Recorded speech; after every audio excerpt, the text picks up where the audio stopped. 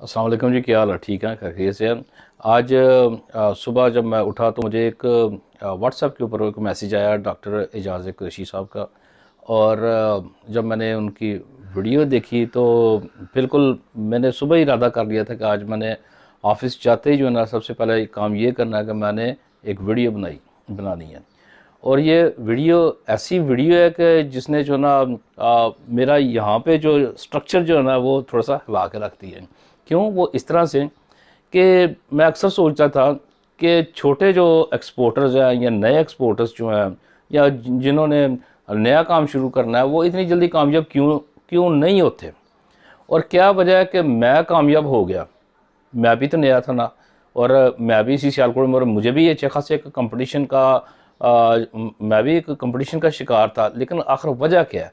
तो आज डॉक्टर एजाज़ कुरैशी साहब ने जो ना वो मेरा जो मसला था ना वो हल कर दिया। और जो ही मेरा मसला हल हुआ और मैंने सोचा कि वाई नॉट ये आपसे मैं शेयर करूं। मैं देखा जी, उन्होंने आज एक प्रोफेसर साहब का हवाला दिया, बड़ा नाम मुश्किल है, हो सकता है इसकी प्रोनाउंसिएशन भी मुझसे ना हो पाए, लेकिन मैं बताऊंगा। उनका नाम है प्रोफेसर गेट होफस्टेड।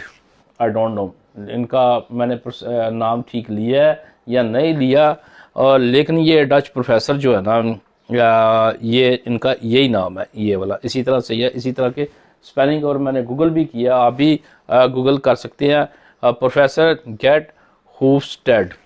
और इनके स्पेलिंग जो है इनके नाम के GEERT, और इसके बाद है HOFSTEDE। आप भी इसको गूगल कर सकते हैं। डॉक्टर साहब ने जो सुबह सुबह मुझे जो वीडियो में एक पैगाम दिया वो क्या था कि उसमें दो कल्चर के मतलब उन्होंने बताया कि इन प्रोफेसर साहब ने ना, गेट साहब ने इसके ऊपर रिसर्च की। एक था मैस्कुलाइन कल्चर और दूसरा था फेमिनाइन कल्चर। अब ये होता क्या है ये वाला? बाज़ दफ़ा से इस तरह से होता है कि कुदरत आपसे वो काम करवा लेती है जो उसने करवाने होते हैं, और हम लोग कहते फिरते हैं कि जी ये मेरी कोशिश थी, मैंने बड़ा कुछ किया, मेरी अकल ने काम किया और मैंने ऐसे कर लिया काम। इस तरह से नहीं होता। मैंने जब बिज़नेस स्टार्ट किया, अक्सर व बेशतर जो मेरे जो लीड्स थे, क्लाइंट्स थे, कस्टमर थे, उन्होंने इनकार कर दिया कि नहीं जी आपसे बिज़नेस नहीं करना। जवाब ही नहीं था आता, कुछ भी नहीं था होता। और उसके बाद मैंने क्या किया? मैंने ये किया कि कुछ जो मेरी फील्ड के मतलब टूल्स थे उनमें कुछ अदल बदल मैंने किया, कुछ नई चीज़ें जो ना उसमें शामिल की, जो उसमें पुरानी कबाहतें थी उसको दूर किया। और उसके बाद वही टूल जो ऑलरेडी चल रहा था उसी को मैंने अपने कस्टमर्स को पेश किया, तो उन्होंने फौरी तौर पे उसको एक्सेप्ट किया। ना सिर्फ एक्सेप्ट किया बल्कि बिज़नेस मेरा स्टार्ट हो गया। और इस तरह से आज दिन तक वो बिज़नेस चलता आ रहा है। और अब भी मैं नादानिस्ता तौर पे वही चीज़ें कर रहा हूँ मैं जो पढ़ी लिखी अगर ज़बान में वो कहीं जाए तो वो ये है कि मैस्कुलाइन कल्चर। अब ये मैस्कुलाइन कल्चर क्या होता है और फेमिनल कल्चर क्या होता है, ये तो डॉक्टर साहब आपको बड़े बेहतर और ज़बरदस्त तरीके से बता सकते हैं। लेकिन जो मेरी खोपड़ी में जो चीज़ें आई हैं वो मैं बताऊँगा कि मैस्कुलाइन का मतलब सादी सी ज़बान में ये है कि जो आपके पास चीज़ है, जो पहले से इन्वेंशन चीज़ें हो गई हैं, नंबर एक, उनको आप रीजनरेट करें, रिवर्स इंजीनियरिंग उसकी करें, उसमें कोई चीज़ें नई वैल्यूज़ उसमें ऐड कर दें और वो एक नई चीज़ बन जाती है। इसके अलावा रिसर्च को भी कहते हैं, डेवलपमेंट को भी कहते हैं। और उसकी एक बड़ी अच्छी मिसाल उन्होंने ये दी है कि अमेरिका में बहुत सारी चीज़ें ऐसी हैं जो नई होती हैं। इंटरनेट हमारे लिए नया था, उनके लिए नया नहीं था, लेकिन इंटरनेट ने जन्म कहाँ से लिया? वहाँ से। और एक और बड़ी अच्छी उन्होंने मिसाल दी है सेब की, एप्पल की। हम लोग आज दिन तक उसी तरह सेब खा रहे हैं जिस तरह से 100 साल पहले खाते थे।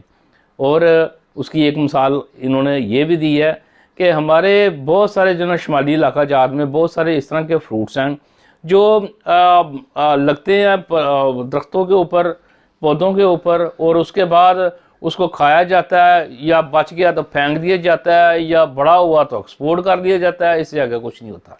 जबकि उन्होंने बताया कि USA में अगर यही उस मखसूस इलाके में एप्पल बनता है, उगता है, तो वहाँ पे एप्पल की फिर वो रिसर्च भी होती है اور اس میں مختلف قسم کی اس کی ڈشز بھی بنتی ہے، ان کے جو نا اور بہت سارے فوڈز جو ہے نا ایپل کے متعلق وہ بننا شروع کر دیتے ہیں، ریسرچ ہونا شروع کر، لیکن پاکستان میں ایسا نہیں ہے.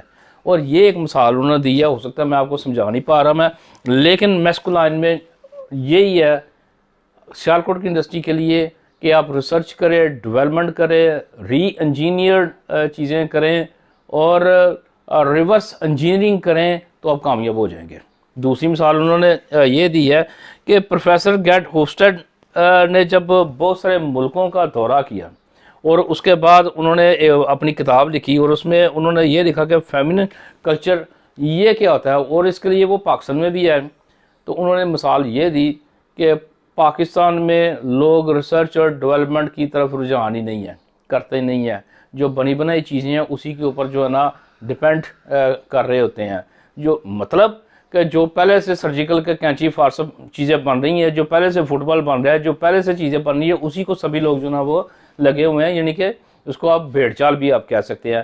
تو ہم لوگ جو ہے نا رہ رہے ہیں فیمینائن کلچر میں، ہمیں ضرورت ہے میسکولائن کلچر کی، اور اس ڈفرنس کو سمجھنے کی ضرورت ہے.